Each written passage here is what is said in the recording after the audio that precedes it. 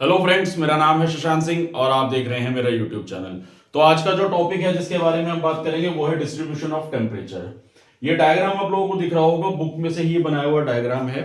तो हम लोगों ने अब तक ये सारा चैप्टर कवर अप कर लिया है। इस चैप्टर की जैसे सोलर रेडिएशन था हमारा, हीट बजट था और तीसरा हमारा टेम्परेचर था। तो हम लोगों ने तीनों पार्ट्स को अच्छे से समझ लिया है। टेम्परेचर हमने अच्छे से समझ लिया और टेम्परेचर किन किन चीजों की वजह से वेरी करता है वो भी हमने समझ लिया है, ठीक है ना। अब देखो टेम्परेचर वेरी कर रहा है तो हम लोगों ने क्या पढ़े थे, कुछ फैक्टर्स के बारे में हम लोगों ने पढ़ा था। एल्टीट्यूड था, लैटिट्यूड था और डिस्टेंस फ्रॉम द सी था, एयर मासेस थे और ओशन करेंट्स थे। ये सारी चीजों को हमने अच्छे से पढ़ा था। तो लास्ट में हमने जो दो पार्ट्स पढ़े थे, यानी कि जो दो फैक्टर्स पढ़े थे, जैसे कि एयर मासेस और ओशन करेंट्स और एक डिस्टेंस फ्रॉम द सी, ये दो चीजें जो हमने पढ़ी, हमने जैसे उसमें पढ़ा था कि लैंड होता है वो जल्दी से हीट हो जाता है, जल्दी से ठंडा भी हो जाता है। पानी जो होता है वो धीरे धीरे हीट अप होता है और धीरे धीरे ठंडा होता है। अब इसको वर्ल्ड के कंटेक्स्ट में हमें यहाँ पे समझने की जरूरत है और साथ ही साथ एयर मासेस और बाकी चीजें भी हमने अच्छे से पढ़ी थी। तो ये जो चीजें होती हैं और लैटिट्यूड और एल्टीट्यूड, इन सारी चीजों की वजह से टेम्परेचर में वेरिएशन आता है, इतना हम लोगों ने जाना था। अब ये जो टॉपिक है ना, डिस्ट्रीब्यूशन ऑफ टेम्परेचर, यानी कि पूरा का पूरा अर्थ हमारा जो है, ग्लोब जो है, उसमें जो डिस्ट्रीब्यूशन हो रखा है हमारे टेम्परेचर का, वो किस तरीके से वेरी करता है, किस तरीके से होता है, कैसे कैसे होता है। देखो, थ्योरेटिकल पार्ट मैंने इसलिए लिखा है क्योंकि वो तो आप रीड भी कर सकते हो, समझाना, डायग्राम को बनाना वो एक इंपॉर्टेंट है। दूसरी बात, ये जो टॉपिक है ये उतना ज्यादा इंपॉर्टेंट कंटेक्स्ट में नहीं रहेगा क्योंकि इसके बारे में डिटेल में जो हमारी एयर मूवमेंट और ये सारी चीजें हम लोग जब अगले चैप्टर से पढ़ना शुरू करेंगे ना तब समझ में आएंगे। अभी इसको मैं मोटा मोटी चीजों को समझा देता हूँ, ये टॉपिक है क्या। देखिए, अब इसमें पहले डायग्राम को समझा देता हूँ। देखो, ये 0 डिग्री इक्वेटर है हमारा और ये जो लाल लाल लाइनें हमें दिख रही है ना, ये हमारी लैटिट्यूड नहीं है, ये हमारे बेसिकली टेम्परेचर है। टेम्परेचर कैसे वेरी कर रहे हैं कि ये 20 डिग्री टेम्परेचर है, फिर यहाँ से टेम्परेचर ऊपर उठ गया तो यानी कि टेम्परेचर कम हो गया। 0 डिग्री है, यहाँ पे देखो ये पानी आ गया तो टेम्परेचर में बदलाव देखने को मिल गया है। ये क्यों हो रहा है उसके बारे में इस टेम्परेचर में मैं बात करूंगा। तो पहले तो इन लाइनों के बारे में थोड़ा मैं बता देता हूं।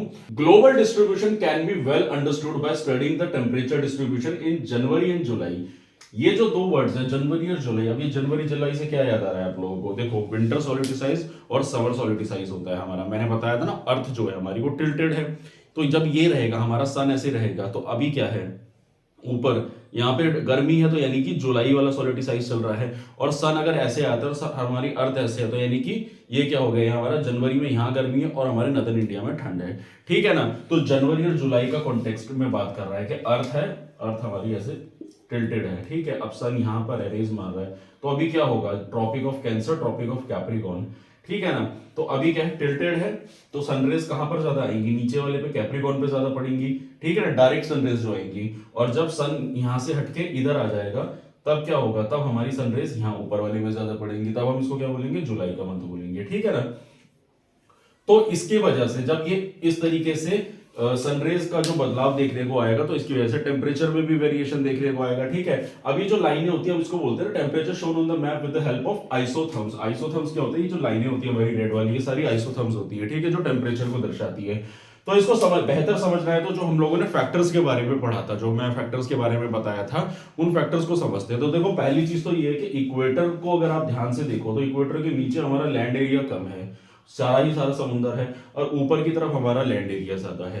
अब लैंड एरिया है, जल्दी ठंडा होता है, जल्दी गर्म हो जाता है, ठीक है ना। और पानी क्या होता है, धीरे धीरे गर्म होता है और धीरे धीरे फिर ठंडा होता है। तो इसलिए आप जब देखोगे टेम्परेचर का मोटा मोटी समझो, टेम्परेचर का वेरिएशन देखो यहाँ पे कैसा है, और ये जो लाइन दिख रही है ऐसे ऊपर जाके टेम्परेचर में बदलाव क्यों आ रहा है, क्यों आ रहा है, क्योंकि ये सारा का सारा हमारा समुद्र का ओशन करंट्स आ गया, ठीक है।